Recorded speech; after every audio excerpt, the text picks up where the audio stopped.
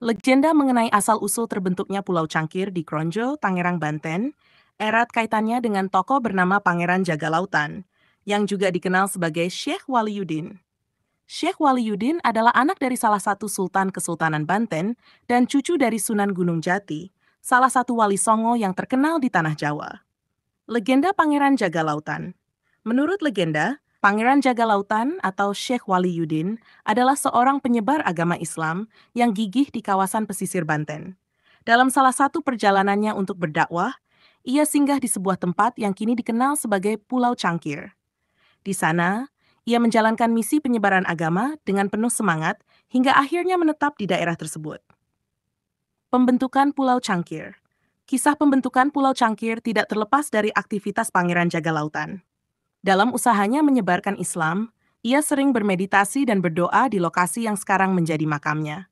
Karena kesucian dan kedalaman spiritualnya, tempat tersebut akhirnya menjadi tempat keramat yang dihormati oleh penduduk setempat. Pulau Cangkir diyakini terbentuk sebagai hasil dari mukjizat dan pengaruh spiritual Syekh Waliuddin. Konon, ia berdoa kepada Allah untuk diberikan tempat yang dapat menjadi pusat penyebaran Islam di daerah tersebut.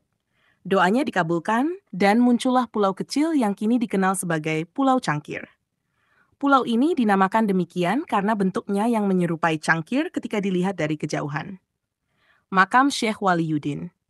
Makam Syekh Waliuddin terletak di Pulau Cangkir dan menjadi salah satu tempat ziarah yang penting di Banten. Banyak peziarah yang datang untuk berdoa dan memohon berkah di makam ini. Di sekitar makam, terdapat berbagai fasilitas untuk mendukung para peziarah, seperti tempat wudhu dan sumber mata air keramat. Sumber mata air keramat Pulau Cangkir juga memiliki sumber mata air yang dikeramatkan oleh masyarakat setempat.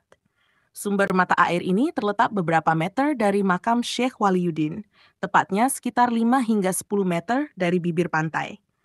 Ada dua sumur yang dikenal sebagai sumur kembar, yaitu Sumur Sulanjani dan Sumur Sulanjana. Kedua sumur ini dipercaya memiliki air yang bersih dan jernih, yang sering digunakan oleh para peziarah untuk minum atau berwudu sebelum memasuki kawasan makam Syekh Waliuddin. Kepercayaan masyarakat terhadap keampuhan air sumur ini menambah kesakralan tempat tersebut. Kesimpulan, legenda tentang asal-usul Pulau Cangkir dan Pangeran Jagalautan mencerminkan kekayaan budaya dan spiritual masyarakat Banten. Dengan cerita tentang seorang penyebar agama yang berdedikasi dan keberadaan sumber mata air keramat, Pulau Cangkir tidak hanya menjadi tempat wisata ziarah, tetapi juga simbol keberkahan dan kesucian yang dihormati hingga kini.